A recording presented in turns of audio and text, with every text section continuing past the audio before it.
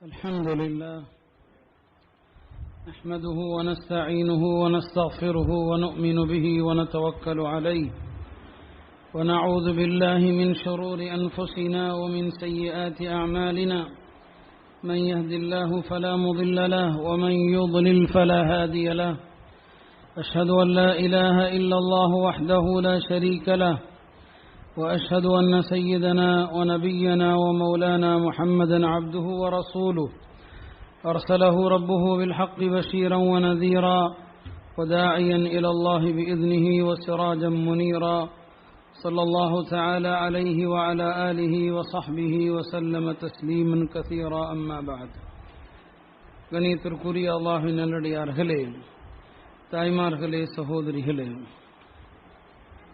நாம் வாழக்கூடிய இந்த காலகட்டம் பல்வேறு குழப்பங்களும் ஃபித்னாக்களும் நிறைந்த ஒரு காலகட்டத்திலே வாழ்ந்து கொண்டிருக்கிறோம்.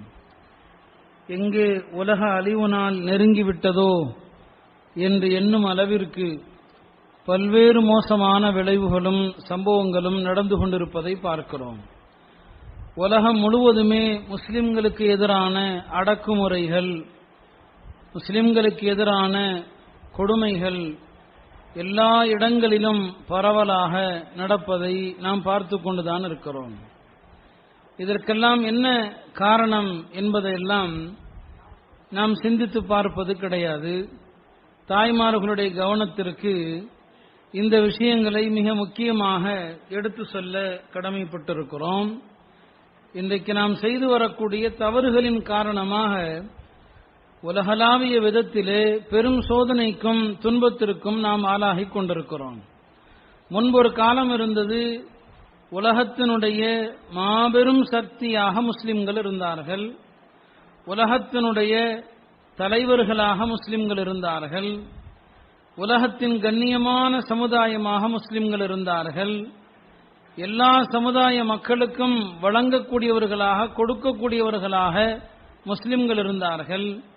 இன்று நிலைமை அப்படியே தலைகீழாக போயிருக்கிறது. இன்றைக்கு நாம் பிறரிடத்திலே கையேந்த வேண்டிய, கெஞ்ச வேண்டிய நிலையில் இருக்கிறோம். எங்களுக்கான உரிமைகளை கொடு என்று மற்றவர்களிடம் கேட்கிறோம். இன்றைக்கு நாம் பிறரை பின்பற்றக்கூடிய கட்டாய நிலைகளிலே இருந்து கொண்டிருக்கிறோம். உலகத்தின் இழிவான ஒரு சூழ்நிலையில், நெருக்கடியான ஒரு சூழ்நிலையிலே இப்போது நாம் இருக்கிறோம். ஆனால் இதை பற்றி ஒரு கவலை, இதை பற்றி ஒரு அக்கறை நம்மில் யாருக்கும் கிடையாது. குறிப்பாக பெண் சமுதாயத்திற்கு அறவே இல்லை. என்ன நடக்கிறது நாட்டிலே, இப்போது என்ன நடந்து கொண்டிருக்கிறது, இது பற்றி ஏதாவது ஒரு சிந்தனை இருக்கிறதா என்று சொன்னா அறவே இல்லை. நாம வெளியே சுத்துறோம், கடைகளுக்கு போறோம், சாமான்கள் வாங்குறோம், விசேஷங்களுடைய வீட்டுக்கு போறோம், வர்றோமே தவிர இங்கே என்ன நடக்கிறது என்று நம்முடைய ஈமானுக்கு ஆபத்தான ஒரு சூழல், நாளை நம்முடைய குழந்தைகள் வாழுகிற அந்த அடுத்த தலைமுறையினுடைய காலத்திலே அவர்கள் முஸ்லிம்களாக கூட வாழ முடியுமா என்று சொல்லும் அளவிற்கு அச்சமான ஒரு சூழ்நிலை இன்னும் சில வருடங்களில் இப்போது மத்தியிலே அமைந்திருக்கிற இந்த ஆட்சியாளர்கள் ஹஜ்ஜுக்கு செல்வதை கூட தடுப்பதற்கான சூழ்ச்சிகளில் இருக்கிறார்கள். இப்போது இந்த ஆண்டு எத்தனையோ மக்கள் ஹஜ்ஜுக்கு போயிருக்கிறார்கள்.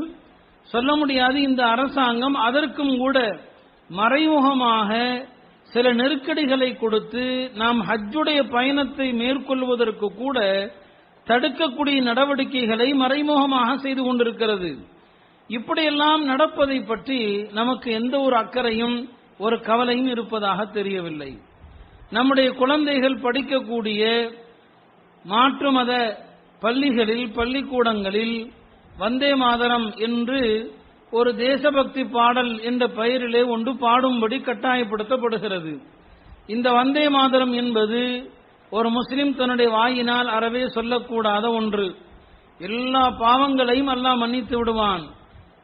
இந்த பூமி நிரம்ப பாவத்தை செய்து கொண்டு வந்தால் கூட அல்லாஹ் மன்னிப்பதாக சொல்றான். ஆனால் அல்லாஹ் தஆலா ஷிர்க மன்னிக்கிறது கிடையாது. ஷிர்க அல்லாஹ் மன்னிக்கிறது இல்லை. இந்த வந்தே மாதரம் என்பது முழுக்க முழுக்க அது இந்த நாட்டை ஒரு தெய்வமாக சித்தரித்து, இந்திய தாயே உன்னை வணங்குகிறேன், இது ஒரு வங்காள மொழி வார்த்தை. வந்தே என்று சொன்னால் வணங்குகிறேன் என்று அர்த்தம். மாதரம் என்று சொன்னால் இந்த இந்திய மண்ணை தாயாக ஆக்கி இந்திய தாயை வணங்குகிறேன் என்று அர்த்தம். அந்த பாடலுடைய ஆரம்ப வரியே இந்திய மண்ணை இந்திய தாயை வணங்குவதாக குறிக்கிறது. இதுவல்லாமல் அந்த பாடலின் இடையிலே வரக்கூடிய வரிகள் முழுக்க முழுக்க இஸ்லாத்துக்கு எதிரான, கற்பனை செய்து பார்க்க முடியாத ஷிர்கான வார்த்தைகள். இப்ப நம்முடைய குழந்தைகள் வெளியிலே சென்று படிக்கிறார்கள். அந்த பள்ளிக்கூடங்களில் இந்த பாடலை வாரம் ஒரு முறையோ அல்லது மாதம் இருமுறையோ படிக்கும்படி இப்போது பல பள்ளிக்கூடங்களில் நடைமுறைக்கு வந்துவிட்டது. இப்போது நீங்கள் யோசிக்க வேண்டும், உங்களுடைய குழந்தைகள் இந்த பாடலை படிக்கும்படி கட்டாயப்படுத்தப்பட்டால் உங்களுடைய நிலை என்னவாக இருக்கும்? நீங்கள் அந்த பள்ளிக்கூடத்திற்கு அனுப்புவீர்களா, அனுப்ப மாட்டீர்களா? இப்படியாக பல்வேறு விதங்களிலே நம்முடைய இஸ்லாமிய அடையாளத்திற்கும் நம்முடைய ஈமானிற்கும் நம்முடைய கொள்கைக்கும் ஆபத்தான ஒரு மிகுந்த ஒரு சூழ்நிலையை வாழ்கிறோம். ஆனால் அதை பற்றி எந்த ஒரு அக்கறையும் இல்லாமல், எந்த ஒரு கவலையும் இல்லாமல் நாம் வாழ்ந்து கொண்டிருக்கிறோம். மிக சமீபத்திலே ஈதுல் அத்ஹா என்கிற இந்த ஹஜ் பெருநாள் வரவிருக்கிறது. குர்பானியினுடைய நாட்கள் நெருங்குகிறது. அதை ஒட்டி நாம் ஆடுகளை குர்பானி கொடுக்கிறோம். இந்த மாட்டிறைச்சி பிரச்சனையும் நாட்டிலே தலைவிரித்து ஆடுகிறது. நாடு முழுக்க இந்த மாட்டிறைச்சி பிரச்சனையிலே முஸ்லிம்கள் இதுவரைக்கும் 30க்கும் மேற்பட்டவர்கள் கொல்லப்பட்டிருக்கிறார்கள். தாய்மார்கள் இந்த செய்திகளை எல்லாம் அறிந்திருப்பீர்களோ இல்லையோ தெரியாது. நீங்கள் அல்லாஹ்விடத்திலே இறைஞ்ச வேண்டும், அல்லாஹ்விடத்திலே கெஞ்ச வேண்டும் என்பதற்காகத்தான் இந்த தகவலை உங்களுக்கு சொல்கிறேன். வரக்கூடிய இந்த நாட்களிலே மாடுகள் வாங்க செல்லும் போது கூட என்னென்ன ஆபத்துகள் நடக்குமோ தெரியாது. அவ்வளவு மோசமான ஒரு சூழ்நிலையிலே நாம் இருக்கிறோம். இந்த சூழ்நிலைகளுக்கான காரணம் என்ன? ஒரு பக்கம் இப்படியான நெருக்கடிகள் ஒரு பக்கம் நமக்கு இருக்கிறது.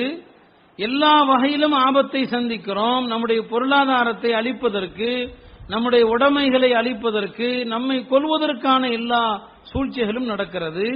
ஆனால் இன்னொரு பக்கம் இஸ்லாமிய சமூகத்தினுடைய பெண்களுடைய நிலையை கண்டால் மிக வேதனையாக இருக்கிறது.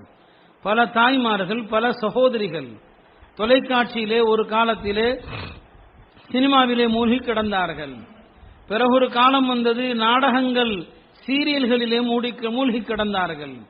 சமீபத்திலே பிக் பாஸ் என்ற பெயரிலே ஒரு பெரிய முசீபத், ஒரு மோசமான ஒரு கல்ச்சர், மோசமான ஒரு கலாச்சாரம், நம்முடைய நாகரிகத்தையும் பண்பாட்டையும் சீரழிக்கக்கூடிய பிக் பாஸ் என்று ஒரு நிகழ்ச்சி நான் கேள்விப்பட்டேன். நம்முடைய பள்ளப்பட்டியிலும் கூட பல தாய்மார்கள் அதை தவறாமல் பார்ப்பதாக வேதனையோடு என்னிடத்திலே சொல்லப்பட்டது. அந்த பிக் பாஸ் என்பது மிக மோசமான ஒரு நிகழ்ச்சி. பெண்கள் என்ன நினைத்துக் கொள்கிறார்கள், அது சீமா கிடையாது, அது ஒன்றும் நாடகம் ஒன்றும் இல்லை, அதை பார்க்கிறதுனால என்ன தவறு என்று எண்ணிக்கொள்ளலாம். ஆனால் இஸ்லாமிய அடிப்படைகளுக்கு அறவே ஒத்து வராத மிக மோசமான ஒரு நிகழ்ச்சி தான் இந்த பிக் பாஸ்ங்கிறது. ஒரு 100 பேர் ஆண்கள் பெண்கள் எல்லாத்தையும் ஒரே இடத்துல அடைச்சு வைத்து அந்த 100 பேருடைய ரகசியங்கள் 30 கேமராக்களை கொண்டு கண்காணிக்கப்படுது. அவர்களுடைய ஒவ்வொரு செயலும் கண்காணிக்கப்படுது. அவர்களது ஒவ்வொரு நடத்தையும் கண்காணிக்கப்படுகிறது. இதிலே மார்க்க ரீதியாக பார்த்தோம்னு சொன்னா ஆண்கள் பெண்கள் கலப்பதை இந்த மார்க்கம் எந்த இடத்திலும் அனுமதி அளிப்பது கிடையாது. உடன் பிறந்த சகோதர சகோதரிகள், குழந்தைகள் பெரியவர்கள் ஆகிறாங்க. ஒரு 10 வயசு ஆயிடுச்சு, அண்ணனும் தங்கச்சியுமாக இருக்கிறாங்க, அல்லது அக்காவும் தம்பியுமாக இருக்கிறாங்கன்னு சொன்னா மார்க்கம் சொல்லுகிறது 10 வயதாகிவிட்ட அந்த சகோதரன் சகோதரியை கூட படுக்கையிலே பிரித்து விடுங்கள். சொந்த ரத்த உறவு, அந்த உறவிலே கூட நம்முடைய மார்க்கம் சொன்னது. பெருமானார் ஸல்லல்லாஹு அலைஹி வஸல்லம் அவர்கள் சொன்னார்கள், ஃபர்ரிகூஹும் ஃபில் மவாஜிஇ, உங்களுடைய குழந்தைகள் 10 வயதை அடைந்து விட்டால் அவர்களை தொழும்படி ஏவுங்கள், தொழ மறுத்தால் அதற்காக கண்டித்து அடியுங்கள், அவர்களை படுக்கையிலிருந்து பிரித்து வையுங்கள். இது யாருக்கு? உடன் பிறந்த சகோதர சகோதரிகளுக்கு. அப்படியானால் யாரோ எவரோ அந்நிய ஆண்கள் கலப்பு, ஆண்கள் பெண்களுடைய கலப்பு மார்க்கத்தில் அறவே இடமில்லாத ஒரு விஷயம். பெருமானாருடைய காலத்திலே சில காரணங்களுக்காக பெண்களும் பள்ளிக்கு வரவழைக்கப்பட்டாங்க. அதுக்கு ஒரு காரணம் இருந்தது. பெண்களுக்கும் நேரடியா பெருமானார் மார்க்கத்தை சொல்லிக் கொடுக்க வேண்டும் அல்லவா, அதற்காக நபி காலத்தில் பெண்கள் பள்ளிக்கு வந்தாங்க. அப்படி வரும்போது கூட என்னென்ன கட்டுப்பாடுகள் இருந்ததுன்னு சொன்னா, ஆண்கள் பூரா பள்ளிக்கு வந்த பிறகுதான் பெண்கள் பள்ளிக்கு வரணும், முன்னால வரக்கூடாது. முதல்ல ஆண்கள் எல்லாம் வந்து சஃபா உட்கார்ந்துருவாங்க, எல்லாம் வந்த பிறகு அப்புறம் தான் பெண்கள் வரணும். பெண்கள் தொழுது முடித்ததுமே எல்லா பெண்களும் வெளியே போன பிறகுதான் ஆண்கள் வெளியே வரணும். அது வரைக்கும் ஆண்கள் பள்ளியில தான் உட்காரணும். எதுக்காக இதெல்லாம்? அந்த தொழுகைக்கு வரக்கூடிய அந்த நேரத்திலே கூட ஆண்கள் பெண்கள் கலந்து விடக்கூடாது. இந்த அளவுக்கு நம்முடைய மார்க்கம் எந்த இடத்திலும் ஆண்கள் பெண்கள் கலந்து விடுவதை மார்க்கம் விரும்பல. அப்படி இருக்கிற போது இது மாதிரியான கலாச்சாரத்தை சீரழிக்கக்கூடிய, எல்லோரும் சேர்ந்து கலந்து ஒரு வீட்டிலே இருக்கக்கூடிய நிகழ்ச்சின்னு சொன்னா அது எவ்வளவு கேவலமானது, எவ்வளவு மோசமான ஒரு கல்ச்சர் என்பதை பார்க்கணும். அதே மாதிரி அதுல அடுத்தவங்களுடைய ரகசியங்கள், பிறருடைய ரகசியங்கள் எல்லாம் அதுல கண்காணிக்கப்படுது. இதுவும் நம்முடைய மார்க்கத்துக்கு எதிரானது. நம்முடைய மார்க்கம் பிறருடைய குறைகளை ஆராயக்கூடாது என்று கண்டிக்கிறது. குர்ஆன் சொல்கிறது, லா தஜஸ்ஸசு, அடுத்தவங்களுடைய குறைகள் ஆராயாதீங்க. இந்த நிகழ்ச்சியை பத்தி நான் சிலர்கிட்ட விசாரித்தேன். ஏன்னா நாம அல்லாஹ் பாதுகாக்கணும், அதை பார்க்கறது கிடையாது. அதை விசாரித்த போது சொன்னாங்க, யார் இந்த நிகழ்ச்சியை பார்க்கறாங்களோ அவங்களுடைய மனசுல என்ன தோணும்னு சொன்னா ரெண்டு வகையான எண்ணங்கள் வரும். ஒன்று, எல்லோருடனும் சகஜமா பழகிறது, எல்லார்ட்டையும் சகஜமா பழகிறது, வெக்க உணர்வு போயிடும். இந்த நிகழ்ச்சியை பார்க்கிறவனுக்கு ரெண்டாவது மனசுல என்ன வரும்னு சொன்னா, உலகத்துல இருக்கிற எல்லா மனுஷன்டையும் ஒரு குறை இருக்கும், அந்த குறை என்னன்னு ஆராயணும். அவன் பெரிய ஆலிமாக இருக்கலாம், பெரிய அறிஞராக இருக்கலாம், பெரிய நல்லவராக இருக்கலாம், எவ்வளவு பெரிய ஆணா இருக்கட்டும் பெண்ணா இருக்கட்டும், அவங்க எல்லாத்துக்குள்ளேயும் ஒரு குறை இருக்கும், அந்த குறையை ஆராய்ச்சி செய்ய வேண்டும்.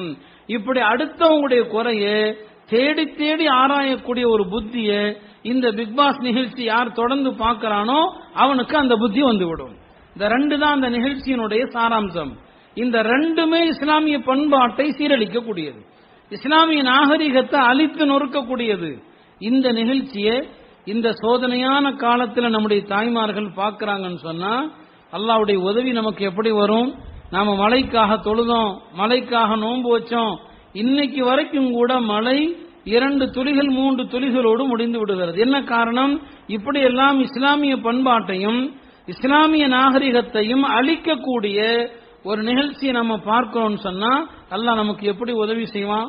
அருமை தாய்மார்களே, நீங்கள் தீனுக்கு வந்து நீங்க பாவங்களை கைவிட்டாதான் அல்லாஹ் மலையை கொடுப்பான். மாற்றம் முதல்ல யார்கிட்ட வரணும்? பெண்கள்கிட்ட தான் வரணும்.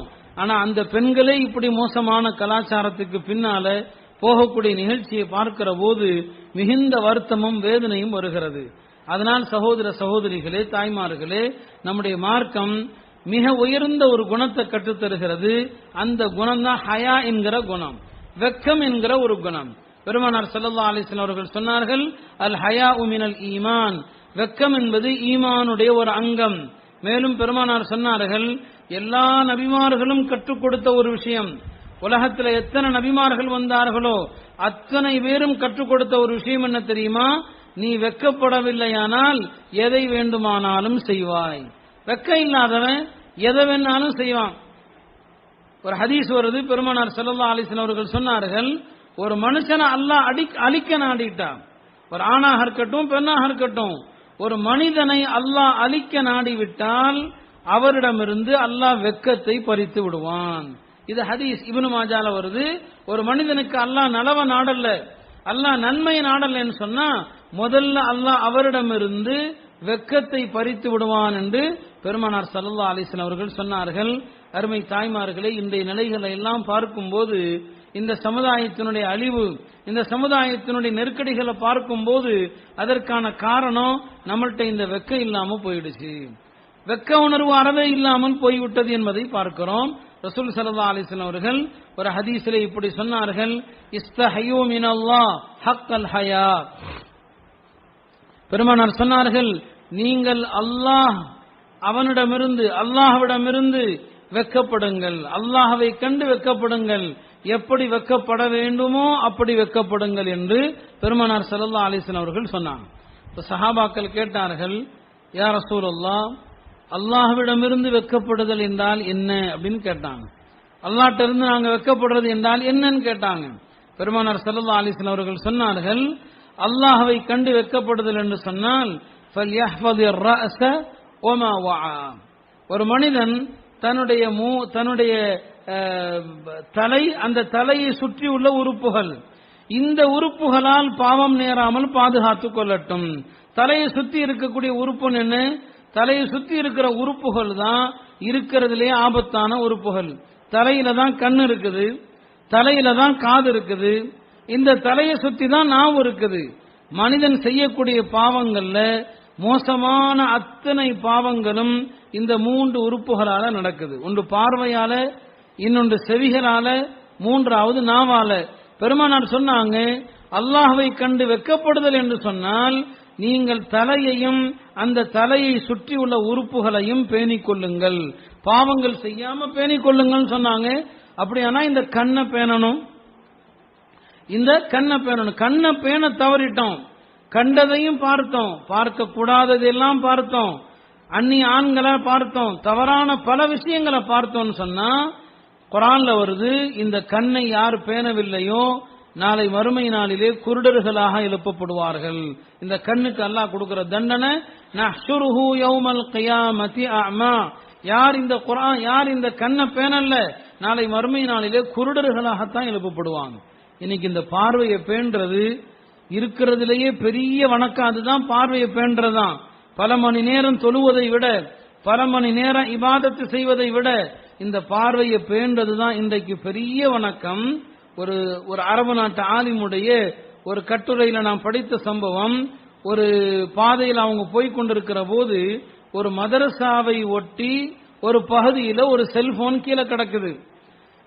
அவங்க எடுத்து அந்த செல்போனை கொண்டு போயிடறாங்க. யாரு செல்போன் தெரியலையேன்னு சொல்லி அந்த செல்போனுக்குள்ள போனா அல்லாஹ் பாதுகாக்கணும், வார்த்தையில சொல்ல முடியாத ஆக மோசமான விஷயங்கள் அதுக்குள்ள இருக்குது, விவரிக்கவே முடியாது, அந்த அளவுக்கு மோசமான விஷயங்கள்லாம் இருக்குது.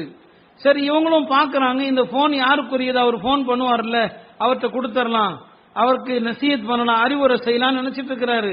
ஆனா உரியவர்கிட்ட இருந்து எந்த தகவலும் வரல. கொஞ்ச காலமாகுது அந்த போனுக்குரியவர் இந்த போனை கேட்டு அனுப்புறாரு. அது தன்னுடையதான் சொல்லி கேட்டு அனுப்புறாரு. யாருன்னு பார்த்தா அந்த போன் ஒரு ஆணுடையதல்ல, ஒரு பெண்ணுடைய போன்.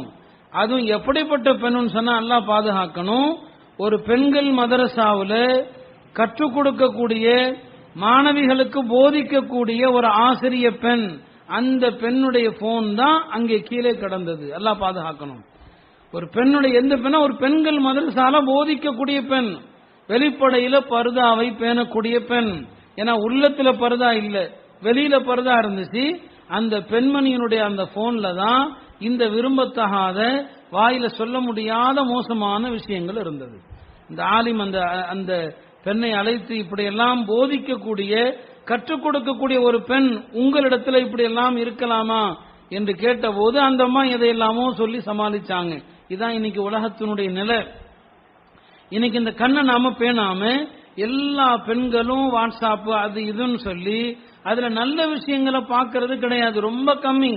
அதுல வரக்கூடிய மோசமான விஷயங்களை, இது பெண்கள் பயான் என்பதனால நான் பல விஷயங்களை சொல்லக்கூடாது, பெண்கள் பயான்ல இந்த வாட்ஸ்அப்புகளாலையும் இன்னைக்கு இருக்கக்கூடிய இந்த மோசமான இந்த போன் தொடர்புனாலையும் பல விபரீதமான சம்பவங்கள் நடந்திருக்கிறது.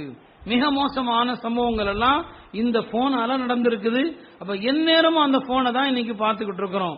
அதுல வரக்கூடிய மோசமான விஷயங்களை நாம பார்க்கிறோம். இந்த கண்ணை நாம உரிய வகையில பேண தவறினோம்னு சொன்னா நாளை மறுமை நாளில் அல்லாஹ் குருடர்களாக எழுப்புவதாக குர்ஆன்ல அல்லாஹ் தஆலா கண்டிக்கிறான்.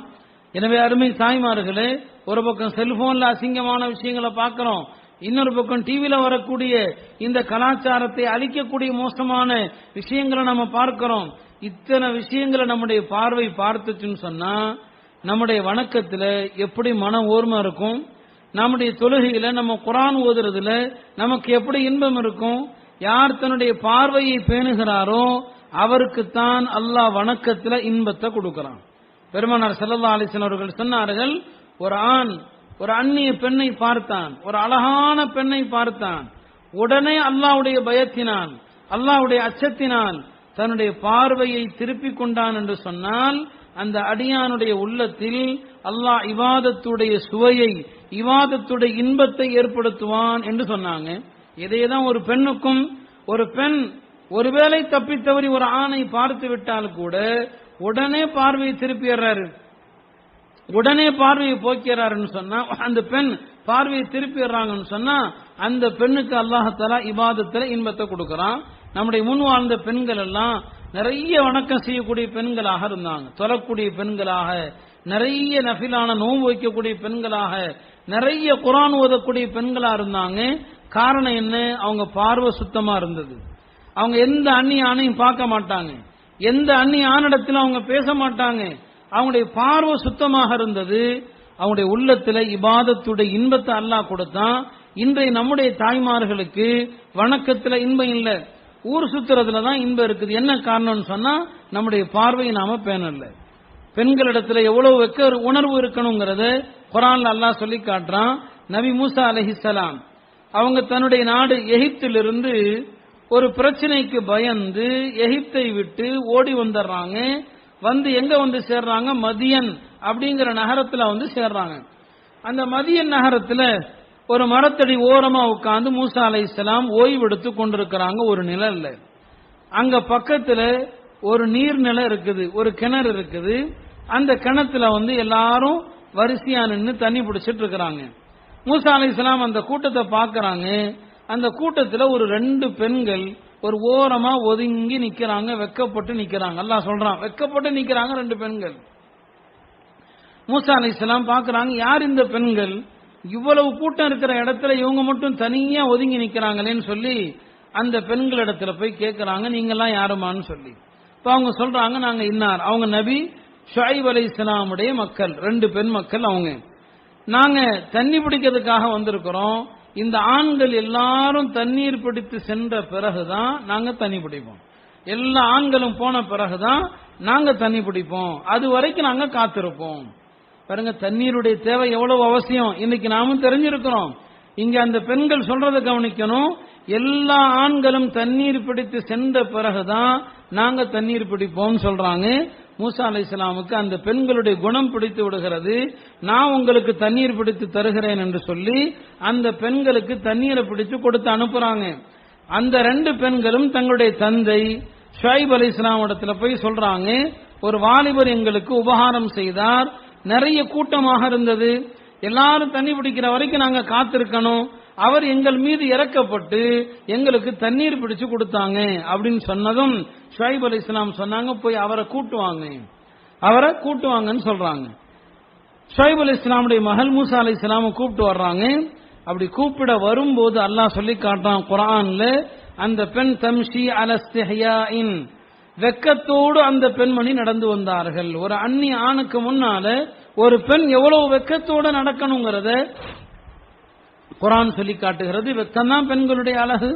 ஒரு முறை பெருமானார் ஸல்லல்லாஹு அலைஹி வஸல்லம் அவர்கள் தம்முடைய தோழர்களிடத்தில் கேட்டாங்க, பெண்களிடத்தில் இருக்கக்கூடிய நலன்களில், பெண்களிடம் இருக்க வேண்டிய பண்புகளில் சிறந்த பண்பு எது அப்படின்னு கேட்டாங்க. பெண்கள்கிட்ட இருக்கக்கூடிய குணங்கள்ல சிறந்தது எதுன்னு கேட்டாங்க. அப்போ சஹாபாக்கள் யாருமே பதில் சொல்லல, யாருக்குமே தெரியல. ஹஜ்ரத் ஃபாத்திமா ரலியல்லாஹு அன்ஹா அவர்கள் இதை கேட்டுக்கொண்டிருக்கிறாங்க. பெருமானார் தன் தோழர்கள்ட்ட கேட்கிறாங்க, பெண்கள்கிட்ட இருக்கக்கூடிய பண்புகளில் சிறந்தது எது? உடனே ஹஜ்ரத் ஃபாத்திமா அவர்கள் ஹஜ்ரத் அனஸ் ரலியல்லாஹு அன்ஹு அவர்களை அழைத்து, ஹஜ்ரத் அனஸ் வந்து சின்ன பையனாக தான் இருக்கிறாங்க, அழைத்து சொன்னார்கள், பெண்களிடம் இருக்கக்கூடிய பண்புகளில் சிறந்தது என்ன தெரியுமா? அந்த பெண் எந்த அந்நிய ஆணையும் பார்க்கவும் கூடாது, அதே போல எந்த அந்நிய ஆணும் அவளை பார்க்கும் விதமாக அவள் வெளியே வரவும் கூடாது. இதான் பெண்கள்கிட்ட இருக்கக்கூடிய பண்புகள்ல சிறந்தது. அவளும் எந்த அந்நிய ஆணையும் பார்க்க கூடாது, எந்த அந்நிய ஆணும் அவளை பார்க்கும் விதமாக அவள் நடக்கவும் கூடாது. இதான் பெண்கள்கிட்ட இருக்க வேண்டிய பண்புகளில் சிறந்த பண்பு என்பதாக ஹஜ்ரத் ஃபாத்திமா ரலியல்லாஹு அன்ஹா அவர்கள் சொன்னார்கள். நம்முடைய அருமை தாய்மார்கள் இந்த ஹதீஸை ஒத்து இன்றைக்கு நம்முடைய நிலைமையை சிந்தித்து பார்க்கணும். நாம இந்த விஷயத்துல எவ்வளவு பேணுதலற்றவர்களாக இருக்கிறோம், வெளியில செல்கிற போது எவ்வளவு வெக்கமற்ற ஒரு சூழ்நிலையை நாம கடைபிடிக்கிறோம். பெரும்பாலான பெண்கள் இன்றைக்கு வீதிகளிலே சென்று கொண்டிருக்கும் போது காதுல ஒரு போனை வச்சு பேசிட்டு தான் போறாங்க. இதுவே அவங்களிடத்துல வெக்க உணர்வு எந்த அளவுக்கு குறைந்து இருக்கிறது என்பதை பார்க்கிறோம். போன்ல பேசிக்கிட்டு அவர்கள் நடந்து செல்லக்கூடிய ஒரு மோசமான ஒரு காட்சியை நம்ம பார்க்கிறோம். ஆக அன்பிற்கினிய தாய்மார்களே, இது போன்ற மோசமான வெக்கமற்ற கலாச்சாரத்தை பரப்பக்கூடிய அந்த விஷயங்களை எல்லாம் பார்த்து பார்த்து இன்னைக்கு முஸ்லிம் பெண்களிடத்துல வெக்க அறவே இல்லாம போயிடுச்சு. கல்லூரியில படிக்கக்கூடிய சக மாணவர்களோடு சகஜமாக பேசுவது, சகஜமாக பழகுவது, அவர்களோடு டூருக்கு செல்வது, தன்னுடைய வீட்டுக்கு அவர்களை அழைத்து வருவது, இப்படியாக பல மார்க்கத்தில் இல்லாத பல விஷயங்களை இன்றைக்கு நம்முடைய தாய்மார்கள் செய்வதை பார்க்கிறோம். இதனுடைய விளைவாகத்தான் இன்றைக்கு அல்லாஹுடைய உதவி இந்த சமுதாயத்திற்கு அறவே இல்லாத ஒரு நிலையை நம்ம பார்க்கிறோம். நான் அந்த ஹதீஸை விலக்கி கொண்டு வந்தேன். பெருமானார் ஸல்லல்லாஹு அலைஹி வஸல்லம் அவர்களிடத்தில் சஹாபாக்கள் கேட்டாங்க, அல்லாஹ்வை கண்டு வெட்கப்படுதல் என்றால் என்ன என்று கேட்டபோது நபி சொன்னார்கள், தலையையும் தலையை சுற்றியுள்ளதையும் பேண வேண்டும். தலையை சுற்றியுள்ளதுல முதலாவது என்னங்க, இந்த கண்ணை பேணணும். இரண்டாவது என்ன, நம்முடைய செவியை பேணணும். குர்ஆன்ல அல்லாஹ் தஆலா 3 விஷயத்தை பத்தி நாளைக்கு கடுமையான கேள்வி இருக்குங்கிறான். 3 விஷயத்தை பத்தி. இன்ன ஸம்அ, நாளைக்கு இந்த காதால எதை கேட்டோம், வல் பஸர, கண்ணால எதை பார்த்தோம், வல் ஃபுஆத, இதயத்தால் எதையெல்லாம் சிந்திச்சோம், குல்லு உலாயிக கான அன்ஹு மஸ்ஊலா, இவை அனைத்தை பற்றியும் அல்லாஹ்ட்ட கேள்வி இருக்குது. கண்ணால பார்த்தது, காதால கேட்டது, இதயத்தால் சிந்தித்தது, இவை அனைத்தையும் மறுமையிலே விசாரிக்கப்படும் என்று அல்லாஹ் திருமறையில சொல்லி காட்டுகிறான். இந்த செவியை பாதுகாக்கணும். நாம இந்த காதுகள்ல எவ்வளவு தவறான விஷயங்களை இன்னைக்கு நாம கேட்கிறோம். நம்ம வைத்திருக்கக்கூடிய செல்போன்கள்ல நல்ல விஷயங்களை வச்சிருக்கிறவங்களும் இருக்கிறாங்க, அழகான பயான்கள், கிராத்துகள் இப்படி வச்சிருக்கிறவங்களும் இருக்கிறாங்க. பெரும்பாலானவர்கள் வார்த்தையில சொல்ல முடியாத மோசமான சினிமா பாடல்கள், அர்த்தமற்ற விஷயங்கள், இதை கேட்கறதுல தான் நம்மில் பலருடைய நேரம் போகுது. இந்த செவிகளால எதையெல்லாம் கேட்க கூடாதோ அதை கேட்கிறோம். இது நம்மள்கிட்ட வெக்க உணர்வு இல்லாததை காட்டுது. அல்லாஹ் ஒருவன் பார்த்து கொண்டிருக்கிறான் என்கிற உணர்வு யாருக்கு இருக்குமோ அவர்கள் இந்த விஷயத்தை கேட்க மாட்டார்கள். அதைத்தான் நபியும் சொன்னாங்க, அந்த வெக்கங்கிறது கண்ணை பாதுகாக்கிறது, நம்முடைய காதுகளை பாதுகாக்கிறது. தலையை சுத்தி இருக்கிற உறுப்புகள்ல 3வது உறுப்பு என்ன, நாவு. இந்த நாவை பாதுகாக்கிறது, தகாத விஷயங்களை பேசுவதிலிருந்து, மோசமான வார்த்தைகளை பேசுவதிலிருந்து நாவை பாதுகாக்கிறது. இன்னைக்கு இந்த பிக் பாஸ் மாதிரி நிகழ்ச்சிகளால இந்த 3மே அடிபட்டு போயிடுது. 3 விஷயங்களும் அடிபட்டு போயிடுது. ஒன்னு என்ன, அதுல நம்முடைய பார்வை பேணுதல் போயிடுது. ரெண்டாவது என்ன, ஆபாசமான அருவருக்கத்தக்க வார்த்தைகள், அதுல இடம்பெறக்கூடிய வார்த்தைகளை நம்ம கேட்கிறோம். 3வது என்ன, அந்த மாதிரியான கன்றாவிகளை, மோசமான விஷயங்களை பார்த்து பார்த்து நாமும் அந்த வார்த்தைகளை சகஜமா பேச ஆரம்பிச்சோம். முஸ்லிம் பெண்கள் அவங்க பேசுவதில் கூட கவனமாக இருக்கணும். குர்ஆன் பெண்கள் எப்படி பேசணும் அதை கூட கற்றுத்தருகிறது. பெண்கள் குலைந்து பேசக்கூடாது, பெண்கள் நளினமாக பேசக்கூடாது என்றெல்லாம் குர்ஆன் நமக்கு கற்றுத்தருகிறது. ஆனா இந்த மாதிரியான கலாச்சாரத்தை சீரழிக்கக்கூடிய இந்த நிகழ்ச்சிகளை நம்முடைய தாய்மார்கள் பார்த்து நாகரிகங்கிற பேர்ல, ஸ்டைலுங்கிற பேர்ல முஸ்லிம் பெண்கள் எப்படியெல்லாம் பேசக்கூடாதோ அதையெல்லாம் பேசுவதற்கு இந்த நிகழ்ச்சிகள் கற்றுக் கொடுப்பதையும் பார்க்கிறோம். அப்படியானால் ரப்பு ஒருவன் இருக்கிறான் என்பதை மறந்து அவனிடம் எப்படி வெக்கப்பட வேண்டுமோ அந்த உணர்வை முற்றிலுமாக நாம் இழந்து விட்டதைத்தான் காட்டுகிறது. அடுத்து பெருமானார் ஸல்லல்லாஹு அலைஹி வஸல்லம் அவர்கள் சொன்னார்கள், அல்லாஹ்வை கண்டு வெக்கப்படுதல் என்றால் என்ன, தலையையும் தலையை சுற்றி உள்ள உறுப்புகளையும் பாதுகாக்க வேண்டும். அதே போல வல் பத்ன வமா ஹவா, வயிறையும் வயிற்றை சுற்றி உள்ள உறுப்புகளையும் பாதுகாக்க வேண்டும். வயிற்றை பாதுகாக்கணும். எதிலிருந்து, ஹராமான உணவுகள் செல்வதிலிருந்து, ஹராமான குடிபானங்கள் செல்வதிலிருந்து. மனிதன் நிரப்புகிற பாத்திரங்கள்ல ஆக கெட்டது எது, இந்த வயிறு தான். மனிதன் நிரப்பக்கூடிய பாத்திரங்கள்ல ரொம்ப ரொம்ப கெட்ட பாத்திரம் இந்த வயிறு தான். அப்ப ஹராமான காசு, ஹராமான வருமானம், இதிலிருந்து இந்த வயிறை பாதுகாக்கிறவன் அல்லாஹ்வை பார்த்து வெக்கப்படுறான். எல்லாம் நான் ஒரு ஹராம சாப்பிடக்கூடாது, ஒரு ஹராம நான் குடிச்சிடக்கூடாது, இந்த பயம் யாருக்கு இருக்குதோ அவர் அல்லாஹ்வை கண்டு வெக்கப்படுறாருன்னு அர்த்தம். நான் ஒரு ஹராம சாப்பிட்டுட்டேன், ஒரு ஹராமானதை நான் குடிச்சிட்டேன்னு சொன்னா அல்லாஹ்ட்ட இருந்து வெக்கப்படல. தாய்மார்கள் யோசிக்க வேண்டும். தங்களுடைய கணவன்மார் வீட்டுக்கு கொண்டு வருவது ஹலாலா ஹராமா என்பதை சிந்திக்கிறது இல்லை. வயிறையும் வயிற்றை சுற்றி உள்ளதையும் பேணணும்னு பெருமானார் சொன்னாங்க. வயிறை சுற்றி உள்ளது என்றால் என்ன? மனிதனுடைய மறை உறுப்புகள், அதை பேண வேண்டும். ஆனக்கேடான விஷயங்களிலிருந்து, அருவருக்கத்தக்க விஷயங்களிலிருந்து அதை பேண வேண்டும். விரிவாக சொல்ல முடியாது. இன்றைய நம்முடைய சகோதரிகள் கலாச்சாரம் என்கிற பெயரில் மிக மோசமான நிலைக்கு போய் கொண்டிருக்கிறாங்க. பல ஊர்களுடைய நிலை என்னன்னு சொன்னா, சமீப காலங்களில் அதிகமாக மாற்றார்களோடு நம்முடைய சகோதரிகள் செல்லக்கூடிய ஒரு அவல நிலையும் கூட பார்க்கிறோம். இதுக்கெல்லாம் காரணம் யாரு? இந்த பெற்றோர்களுடைய வளர்ப்பு, இந்த பெற்றோர்களுடைய கண்காணிப்பு இல்லாமை, இந்த பெற்றோர்களுடைய அலட்சிய போக்கு, அதனுடைய விளைவாகத்தான் மாற்றார்களோடு செல்லக்கூடிய மோசமான நிலையும் பார்க்கிறோம். இன்னைக்கு நம்ம நாட்டில் இந்து அமைப்புகள் முஸ்லிம் பெண்களை வழிகெடுப்பதற்காக பலவிதமான சூழ்ச்சிகளையும் தந்திரங்களையும் கையாளுறாங்க. எப்படி ஒரு முஸ்லிமான பெண்ணிடத்துல தொடர்பு கொள்ளணும், அவங்களை எப்படி பேசணும், தன்னுடைய சூழ்ச்சி வலைக்குள்ள அவங்களை எப்படி கொண்டு வரணும், இதற்காக அவங்களுக்கு தனி கேம்ப் போட்டு அவங்களுக்கு முகாம் தனியா நடத்தி அவங்களுக்கு பயிற்சி தரப்படுது. ஒரு முஸ்லிமான பெண்ணை எப்படி வழிகெடுக்கிறது, அப்படி வழிகெடுத்தா அவனுக்கு என்னென்ன பரிசுகள் உண்டு, அதையெல்லாம் இன்னைக்கு அவங்களுக்கு போதிக்கப்படுது. ஒரு முஸ்லிமான பெண்ணுடைய மனதை எப்படியாவது வசப்படுத்தி அவளை வழிகெடுத்து அவளை நடு ரோட்டில் விட்டுறணும் அல்லது அவளை கொலை செஞ்சிடணும். இந்த தாய்மார்கள் சகோதரிகள் இத்தனை விஷயங்களையும் தெரிந்த பிறகும் கூட வழிகட்டு போகக்கூடிய பல சம்பவங்களையும் பார்க்கிறோம். ஆக ரசூல் ஸல்லல்லாஹு அலைஹி வஸல்லம் அவர்கள் வெக்கம் என்று சொன்னால் வயிறையும் வயிறை சுற்றி உள்ள உறுப்புகளையும் பேண வேண்டும். இதை பேண தவறணும்னு சொன்னா பூமியில குழப்பங்கள் தான் வரும். எந்த சமுதாயத்தில் மானக்கேடான விஷயங்கள் அதிகமா நடக்கிறதோ அந்த சமுதாயத்தில் குழப்பங்கள் வரும், அந்த சமுதாயத்தில் பூகம்பங்கள் வரும், அந்த சமுதாயத்தில் கொடிய வியாதிகளும் வரும்.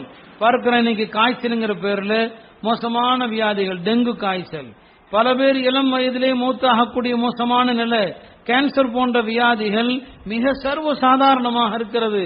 என்ன காரணம்? என்ன? செய்யக்கூடிய தவறுகள். இங்க இன்னொன்றை தவறா புரிஞ்சிடக்கூடாது. இந்த பாவத்தை செய்யறவங்களுக்கு தான் இந்த நோய் வருதுன்னு விளங்கிடக்கூடாது. பாவம் செய்யறதுனால நல்லவர்களுக்கே கூட அந்த நோய் வரும். இது அல்லாஹ் இந்த உலகத்தில் வச்சிருக்கிற நியதி. மக்கள் செய்யக்கூடிய பாவங்களால பாவமே செய்யாத மக்களுக்கும் கூட அல்லாஹ் நோயை கொடுக்கறான். அது எதுக்காகன்னு சொன்னா, நீங்க இந்த பாவத்தை செய்யக்கூடாது என்று தடுத்திருக்க வேண்டும். அப்ப இந்த மாதிரியான பாவங்களால தான் இன்னைக்கு கொடிய வியாதிகளால பாதிக்கப்படுறோம். ஆக அருமை தாய்மார்களே, உங்களிடம் இருக்க வேண்டிய மிகச்சிறந்த குணம் என்ன? வெக்க சுபாவம். பெருமானார் ஸல்லல்லாஹு அலைஹி வஸல்லம் அவர்கள் சொன்னார்கள், இன்ன லிகுல்லி தீனின் குலுகன், ஒவ்வொரு மார்க்கத்திற்கும் ஒவ்வொரு மதத்திற்கும் ஒரு சிறப்பு குணம் ஒன்று உண்டு. வஹுலுகுல் இஸ்லாமி அல் ஹயா, இந்த தீனுல் இஸ்லாம் இருக்கிறது, இந்த மார்க்கத்தினுடைய சிறப்பு குணம் என்னன்னு சொன்னா வெக்கப்படுவது. வெக்கம்தான் இந்த மார்க்கத்தினுடைய சிறப்பு குணமாக இருக்கிறது என்பதாக சொன்னான். இன்னைக்கு நாம ஒரு நாளைக்கு ஆயிரக்கணக்கான பாவங்கள் செய்யறோம், ஆனா நாம வெக்கப்படுறது கிடையாது. ஹதீஸ்ல வருது, ஆதம் அலைஹிஸ்ஸலாம் அவர்கள் அவங்க சொர்க்கத்துல அல்லாஹ்வை பார்க்காம வெக்கப்பட்டு ஓடுனாங்க. அல்லாஹ் கேட்டானா, என்ன ஆதமே ஏன் வெக்கப்பட்டு ஓடுறீங்கன்னு சொல்லி.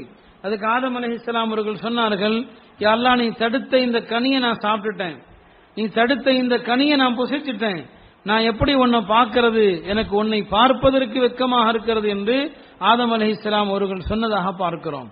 நபிமார்கள் பாவமே செய்யாதவர்கள், அவர்கள் ஒரு சிறு தவறு நடந்தால் கூட அல்லாஹ்விடத்தில் வெட்கப்பட்டார்கள் என்பதை பார்க்கிறோம். மலக்குமார்கள் பாவமே செய்யாதவங்க, அவங்க காலம் பூரா நன்மை தான் செய்வாங்க, பாவ உணர்ச்சி அவங்களுக்கு கிடையாது.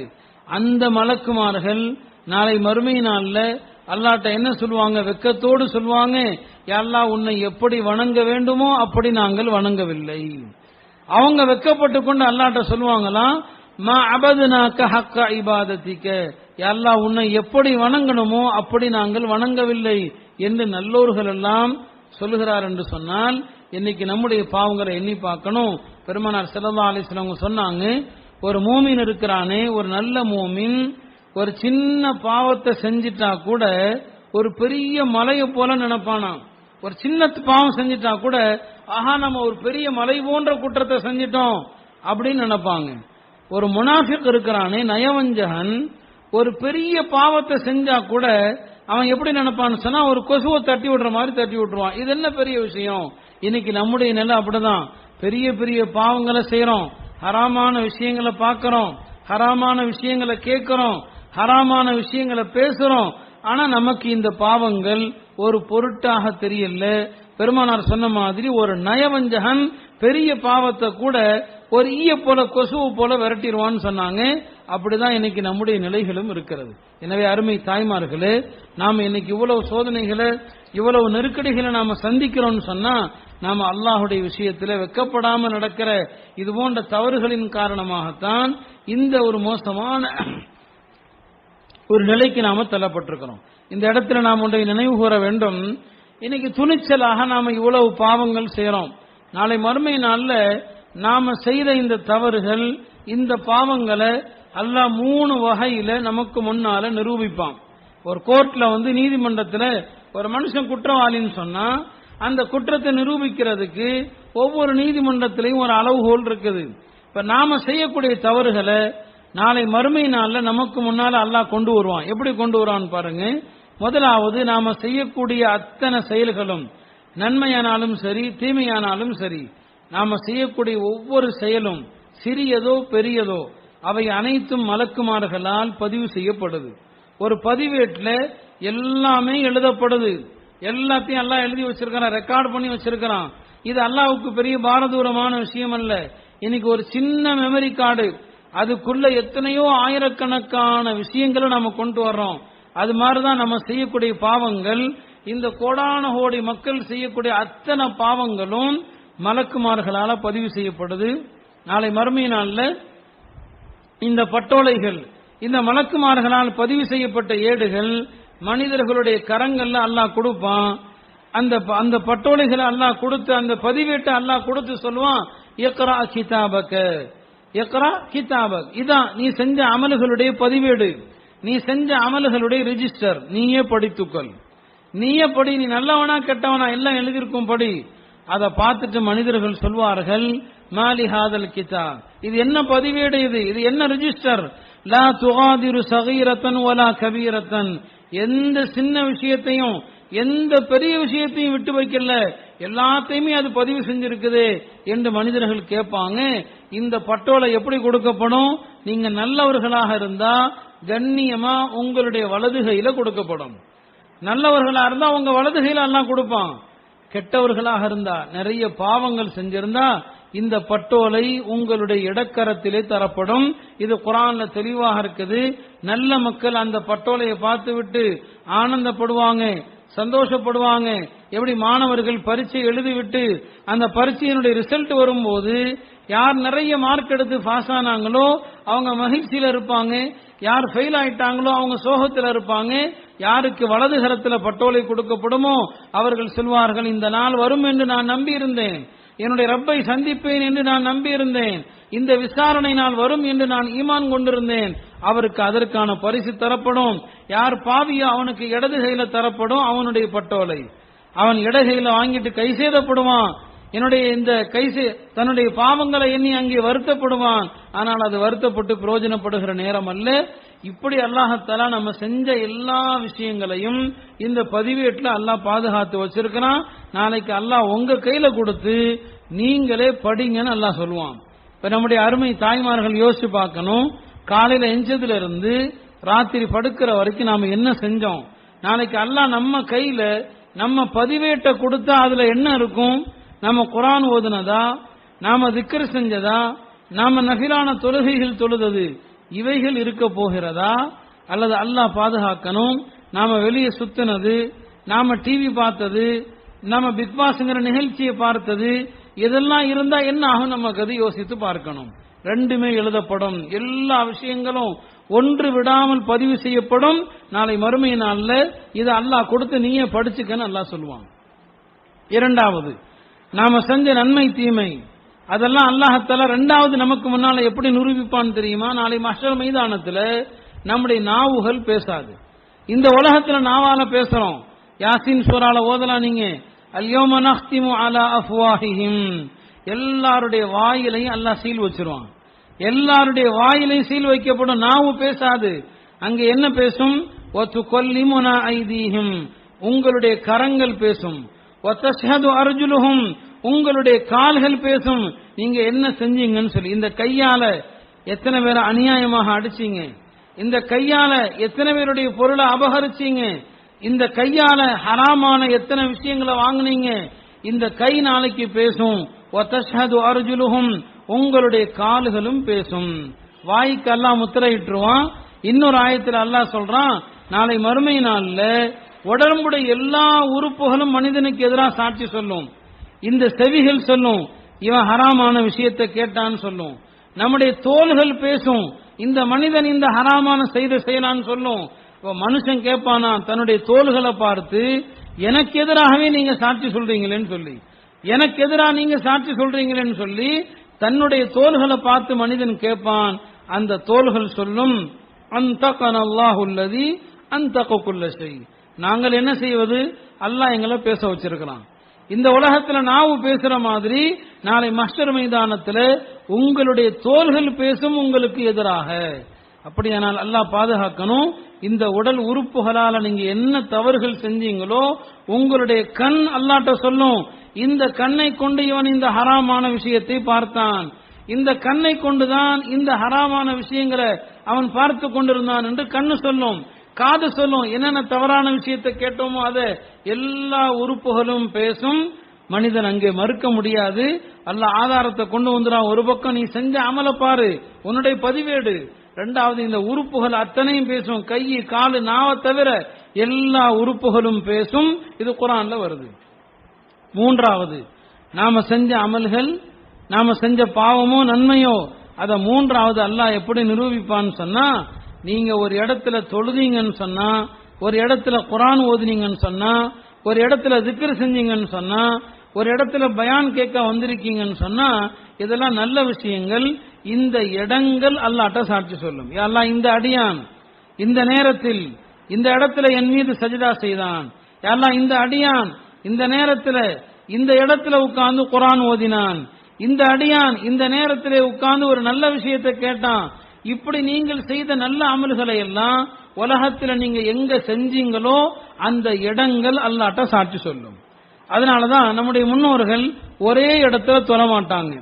நீங்க வீட்டுல பெண்களுக்கும் கூட சொல்றேன், கொஞ்சம் தள்ளி தள்ளி தொழுவுங்க. ஃபர்த தொழுதுட்டு நஃபில் இன்னொரு இடத்துல தொழுவுங்க, அப்புறம் வித்ரு இன்னொரு இடத்துல தொழுவுங்க.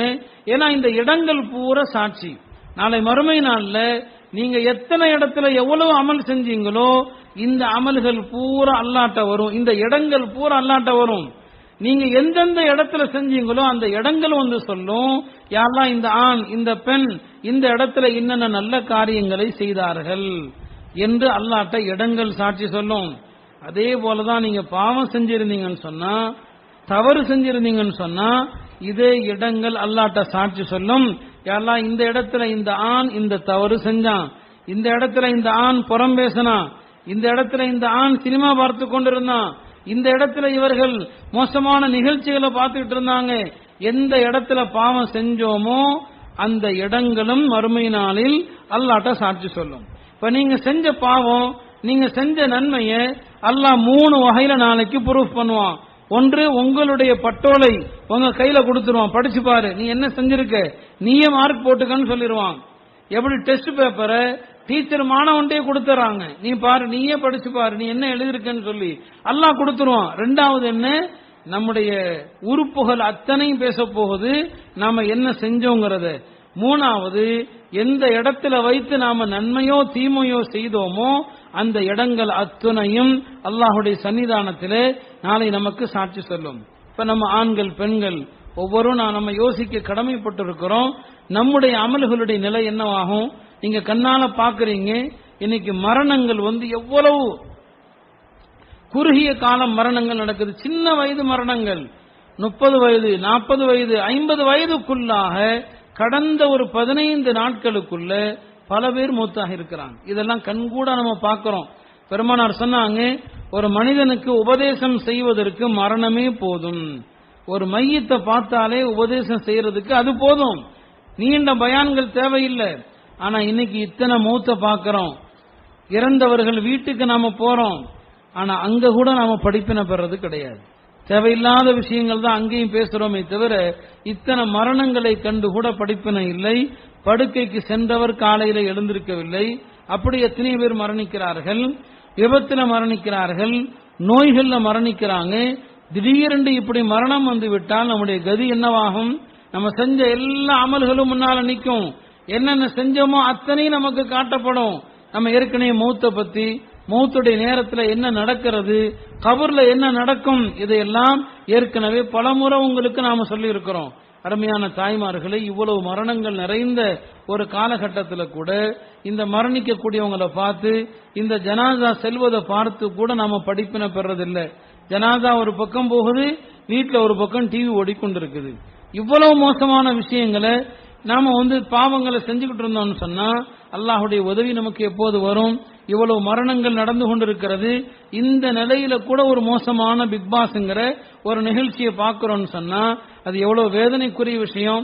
காலையில சில சகோதரர்கள் சொன்னாங்க, நம்ம ஊர்ல நிறைய பெண்கள் இந்த பிக் பாஸ்ங்கிற நிகழ்ச்சியை பார்க்கறாங்கன்னு சொல்லி. இது ஒரு மோசமான நிகழ்ச்சி என்று முஸ்லிம்கள் அல்ல, முஸ்லிம் அல்லாத மற்றவர்கள் கூட சொல்றாங்க. இது கலாச்சாரத்தை சீரழிக்கக்கூடிய நிகழ்ச்சி. பல பேர் கோர்ட்ல வழக்கு போட்டிருக்கிறாங்க, இந்த நிகழ்ச்சியை தடை பண்ணுங்கள், இது ஆபாசமான வார்த்தைகள் நிறைய வருது, கலாச்சாரத்தை கெடுக்குதுன்னு சொல்லி முஸ்லிம் அல்லாதவர்கள் கோர்ட்ல வழக்கு போடுறாங்கன்னு சொன்னா ஒரு முஸ்லிம் இந்த நிகழ்ச்சியை பார்க்கலாமா? அது எவ்வளவு கேவலமான நிகழ்ச்சியா இருக்கணும், எவ்வளவு மோசமான நிகழ்ச்சியாக இருக்கணும். இந்த நிகழ்ச்சியை பார்த்துட்டு நாம தொழுது துவா கேட்டா அல்லாஹ் நமக்கு எப்படி மழையை தருவான்னு யோசித்து பார்க்கணும். எவ்வளவு தூரம் நம்ம அல்லாட்ட கெஞ்சிரோம், எத்தனை மாசங்களாக எல்லாம் மழையை கொடு அல்லாட்ட துவா செய்கிறோம். பெண்கள் சரியில்லைன்னு சொன்னா கண்டிப்பா மழை வராது. பெண்கள்கிட்ட பாவம் மிகுதியா இருந்துச்சு, கண்டிப்பாக மழை வராது. அல்லாஹ்வுடைய அருளும் உதவி வேணும்னு சொன்னா பெண்கள் என்றைக்கு தௌபா செய்து அவர்கள் உள்ளத்தால் பக்குவப்படுகிறார்களோ அன்றைக்கு தான் அல்லாஹ்வுடைய அருள்மலை இறங்கும். இது அல்லாஹ் வகுத்து கொண்டிருக்கிற ஒரு நியதி. அதனால் அருமையான தாய்மார்களே, உங்களுடைய பொறுப்பு இந்த விஷயத்தில் மிக மிக அதிகம். நீங்க இந்த மாதிரியான நிகழ்ச்சியை உங்க குழந்தைகளையும் வச்சுட்டு பாக்குறீங்கன்னு சொன்னா குடும்ப உறவுகள் எப்படி இருக்குங்கிறத யோசிச்சு பார்க்கணும். அது ஒரு மோசமான நிகழ்ச்சி, அதிகமா சொல்ல முடியாது. பிள்ளைகளை உட்கார வச்சுட்டு பாக்குறீங்கன்னு சொன்னா அந்த பிள்ளைங்களுடைய மனதுல எவ்வளவு மோசமான கருத்துக்களை அந்த நிகழ்ச்சி பதிவு செய்யுது. அப்ப உங்க பக்கத்துல வயதுக்கு வந்த ஒரு பெண்ணோட பாக்குறீங்கன்னு சொன்னா அந்த பெண்ணுடைய மனசுல என்ன வரும்? அந்நிய ஆண்களோடு பேசலாம், அந்நிய ஆண்களோடு இப்படிதான் சகஜமா இருக்கணும், இதான் கலாச்சாரம், இதான் பண்பாடுங்கிறது அது போதிக்காதான் என்ன? நாளை அந்த பெண் ஒரு தவறு செஞ்சான்னு சொன்னா அந்த குற்றம் அனைத்தும் உங்களை தான் சாரும். அதனால நாம இவ்வளவு நெருக்கடியான ஒரு காலகட்டத்தில் ஒரு பக்கம் மழை இல்லாம தண்ணீருக்காக சிரமப்படுறோம், இன்னொரு பக்கம் பலவிதமான நோய்கள் நமது ஊரை சார்ந்த பல சகோதரர்களுக்கு இருப்பதை நம்ம பார்க்கிறோம், அதிகமான மரணங்களை பார்க்கிறோம். இன்னொரு பக்கம் உலகம் முழுவதுமே முஸ்லிம்களுக்கு எதிரான பல சோதனைகள். நம்முடைய புனித தலங்களுக்கு பாதுகாப்பு கிடையாது, நம்முடைய பள்ளிவாசல்களுக்கு பாதுகாப்பு இல்லை, மஸ்ஜிதுகளுக்கு பாதுகாப்பு கிடையாது, முஸ்லிம்களுடைய உயிர் உடைமைகளுக்கு பாதுகாப்பு இல்லை. எங்க திரும்பினாலும் முஸ்லிம்கள் ஆபத்தான நிலையில் இருக்கிறாங்க. அவங்க பயணத்துல பாதுகாப்பு கிடையாது, ட்ரெயின்ல அடிச்சு கொல்லப்படுறாங்க பல பேருடைய முன்னிலையில, நடு ரோட்ல முஸ்லிம்கள் அடிச்சு கொல்லப்படுறாங்க பல பேருடைய முன்னிலையில. முஸ்லிம்களுக்காக குரல் கொடுக்க யாருமே கிடையாது. இந்த நிலை, இவ்வளவு மோசமான ஒரு நிலை தான் இன்னைக்கு நம்முடைய நாட்டை நிலவி கொண்டிருக்கிறது. இந்த நிலையிலிருந்து அல்லாஹ்வுடைய உதவி நமக்கு வேணும்னு சொன்னா இந்த பாவங்கள் அனைத்திலிருந்தும் மீண்டு பெண்களிடத்துல கற்பொழுக்கமும் பெண்களிடத்துல வெக்க உணர்வும் வர வேண்டும். பெருமானார் ஸல்லல்லாஹு அலைஹி வஸல்லம் அவர்கள் சொன்னார்கள், 4 காரியங்கள் நபிமார்களுடைய சுன்னத்து. 4 விஷயங்கள் நபிமார்களுடைய சுன்னத்து. நறுமணம் பூசிக்கொள்வது, திருமணம் செய்வது, மிஸ்வாக் செய்வது, அடுத்து சொன்னார்கள் வெக்கப்படுவது. வெக்கப்படுவது நபிமார்களுடைய பண்பாக இருக்கிறது. பெருமானார் ஸல்லல்லாஹு அலைஹி வஸல்லம் அவர்களுடைய மனைவி அன்னை ஸைனப் ரலியல்லாஹு அன்ஹா ஹிஜ்ரி 5ஆம் ஆண்டு நபி ஸல்லல்லாஹு அலைஹி வஸல்லம் அவர்கள் அன்னை ஸைனப் அவர்களை மணமுடிக்கிறாங்க. ஸைனப் ரலியல்லாஹு அன்ஹா அவர்களை மணமுடிக்கிறாங்க பெருமானார் ஸல்லல்லாஹு அலைஹி வஸல்லம் அவர்கள். மணமுடித்த நேரத்தில் பெருமானார் ஸல்லல்லாஹு அலைஹி வஸல்லம் அவர்கள் வலிமா விருந்தொன்று கொடுக்கறாங்க. அந்த வலிமா விருந்துக்காக தன்னுடைய தோழர்களை எல்லாம் ரசூல் ஸல்லல்லாஹு அலைஹி வஸல்லம் அவர்கள் அழைத்தும் இருக்கிறாங்க. பல பேர் சஹாபாக்கெல்லாம் சாப்பிட வந்திருக்கிறாங்க. பெருமானாருடைய வீடு சின்ன வீடு. அந்த நேரத்தில் இந்த பர்தாவுடைய சட்டங்களும் வரல. ஏன்னா பெருமானாருடைய காலத்துல சட்டங்கள் படிப்படியாக தான் வந்துச்சு. பர்தாவுடைய சட்டம் அந்த நேரத்தில் வரல. வீட்டுக்கு ஆண்கள் எல்லாம் சாப்பிட வந்திருக்கிறாங்க. அன்னை ஸைனப் ரலியல்லாஹு அன்ஹா அந்த வீட்டில் மறைவதற்கு கூட இடம் இல்லாம ஒரு சுவரை நோக்கி ரொம்ப நேரம் உட்கார்ந்து இருக்கிறாங்க. ஏன்னா இந்த ஆண்கள் இருக்கிறதுனால ஒரு சுவரை நோக்கி திரும்பி உட்கார்ந்து இருக்கிறாங்க. வந்த ஆண்கள்ல பல பேர் சாப்பிட்டு போயிட்டாங்க. கடைசியா ஒரு 3 பேர் சாப்பிட்ட பிறகும் கூட அங்க உட்கார்ந்து பேசிக்கிட்டே இருக்கிறாங்க. இது பெருமானாருக்கும் சங்கடமா இருக்குது. பெருமானாருடைய மனைவி திரும்பாம சோத்தை பார்த்த மாதிரி அப்படியே உட்கார்ந்து இருக்கிறாங்க. இந்த நிலையில அல்லாஹ் தஆலா குர்ஆன்ல ஒரு வசனத்தை இறக்கி வைத்தான். நபியுடைய வீட்டுக்கு நீங்கள் சாப்பிட சென்றால் ஒன்று முடித்ததும் திரும்பி விடுங்கள், அங்கே அமர்ந்து கொண்டு அரட்டை அடிக்காதீர்கள், இதனால் நபியுடைய குடும்பத்தாருக்கும் அவங்களுடைய மனைவியருக்கும் சிரமம் ஏற்படுகிறது என்று அல்லாஹ் குர்ஆன்ல வசனத்தை இறக்கி வைத்தான். அன்று முதல் பர்தாவுடைய சட்டமும் வந்தது. இங்க நம்ம பார்க்கிறோம், அந்த பெண் ஹஜ்ரத் ஸைனப் ரலியல்லாஹு அன்ஹா அவர்கள் அல்லாஹ்வுடைய சட்டம் வர்றதுக்கு முன்னாலேயே அந்நிய ஆண்களை பார்க்காம திரும்பி உட்கார்ந்ததாக பார்க்கிறோம். இந்த அளவுக்கு அந்த பெண்களிடத்தில் பேணுதல் இருந்தது. ரசூல் ஸல்லல்லாஹு அலைஹி வஸல்லம் அவர்கள் தம்முடைய சஹாபி பெண்மணிகளை பார்த்து சொன்னாங்க, நீங்க வீதியில நடந்து போனா நடுப்பாதையில போகாதீங்க, ஓரமா போங்கன்னு சொன்னாங்க. ஆண்கள் நடுவுல போகட்டும், நீங்க ஒதுங்கி போங்கன்னு சொன்னாங்க.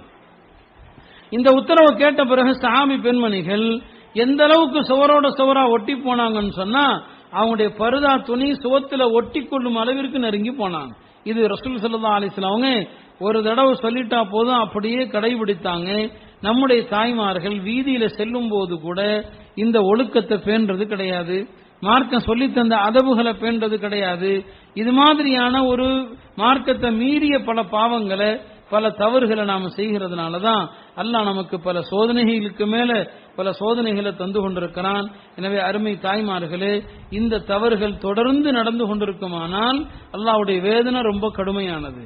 அல்லாஹ் பிடிச்சான் சனா தாங்கக்கூடிய சக்தி நமக்கு கிடையாது. அல்லாஹ்வுடைய பிடிய தாங்க முடியாது. இந்த பாவங்களாலதான் நாளுக்கு நாள் விலைவாசி கூடுது. எந்த பொருளை வாங்க முடியாத அளவுக்குள்ள சிரமங்கள் கூடுது. அதனால தவறுகளில் இருந்து அல்லாஹ்ட்ட மன்னிப்பு கேட்கணும். நம்மிடத்துல வெக்க குணம் வரணும். நம்முடைய பிள்ளைகளுக்கும் கூட வெக்க சுபாவத்தை போதிக்கணும். குறிப்பா பெண் குழந்தைகள் அவங்க வயசுக்கே வராவிட்டால் கூட ஒரு எடுப்பான தோற்றத்துக்கு வந்து விட்டாலே அந்த குழந்தைகளுக்கு வெக்க உணர்வு போதிக்கணும். அந்நிய ஆண்களுக்கு முன்னால செல்லக்கூடாதுங்கிற அந்த விஷயங்களை அவங்களுக்கு கற்றுத்தர வேண்டும்.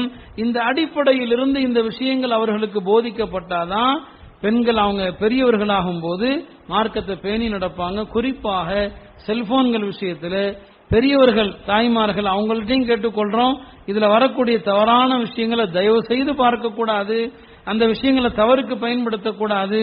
உங்களுடைய குழந்தைகள் விஷயத்திலையும் மிகுந்த ஜாக்கிரதையாக இருக்க வேண்டும். எந்த அளவிற்கு பாவமான விஷயங்களை பார்க்கிறோமோ அல்லாஹ் தஆலா மறுமை நாள்ல இந்த கண்களை குருடராக எழுப்புவான் என்பதாக ஆரம்பத்திலேயே சொல்லி இருந்தோம்.